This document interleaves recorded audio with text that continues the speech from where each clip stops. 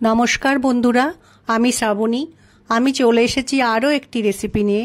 চলো রেসিপিটি তাহলে একবার দেখে নিই। আজকে আমি কাটোয়া ডাঁটার শাকের রেসিপি বানাবো। আমরা অনেকেই কাটোয়া ডাঁটার তরকারি করে খাই, কিন্তু শাকটাকে ফেলে দিই। কিন্তু শাকটা যদি ভালো হয় তাহলে রান্না করে খেতে কিন্তু বেশ ভালো লাগে। কাটোয়ার ডাঁটা থেকে শাকগুলোকে আমি আলাদা করে নিয়েছি। এবার শাকগুলোকে ভালো করে ধুয়ে নিয়ে ছোট ছোট টুকরো করে কেটে নেব।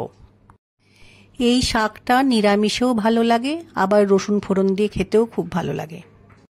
রান্নার প্রথমে গ্যাসে একটা কড়াই বসিয়ে একটু সর্ষের তেল গরম করতে দেব। তেলটা গরম হয়ে গেছে। আমি এখন একটু কালো জিরে ফোড়ন দিয়ে একটু ভেজে নেব।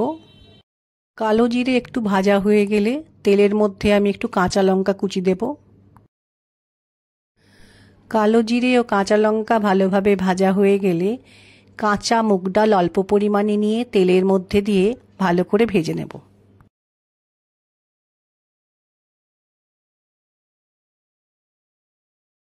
মুগ ডাল খুব সুন্দরভাবে ভাজা হয়ে গেছে এবং খুব সুন্দর গন্ধ বেরোচ্ছে। এই সময় কেটে রাখা শাক কড়াইয়ের মধ্যে দিয়ে দেব। একটা খুন্তির সাহায্যে শাককে ভালো করে তেলের সাথে মিশিয়ে নিয়ে লো ফ্লেমে কিছুটা সময় রান্নাটা করে নেব। মিনিট দুয়েক রান্নাটা করে নেওয়ার পর শাক আমার অনেকটাই কমে গেছে। এবার আমি পরিমাণ মতো হলুদ গুঁড়ো, পরিমাণ মতো নুন ও অল্প একটু চিনি দিয়ে ভালো করে শাকের সঙ্গে মিশিয়ে নেব।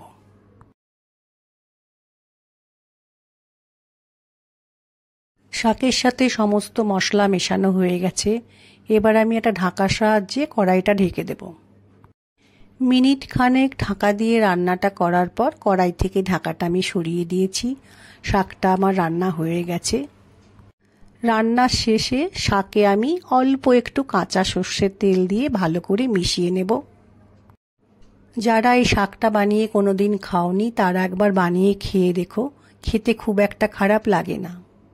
রান্নাটা এবার আমি একটা পাত্রে ঢেলে রাখবো। ভাতের প্রথম পাতে অনেকেই শাক ভাজা খেতে এরকম বেশ ভালোবাসে। আমার আজকের রেসিপি ভালো লাগলে লাইক, শেয়ার ও সাবস্ক্রাইব করো। ভিডিওটি দেখার জন্য ধন্যবাদ। ভিডিওটি আজ এখানেই শেষ করছি। ফিরে আসছি আরও একটি রেসিপি নিয়ে।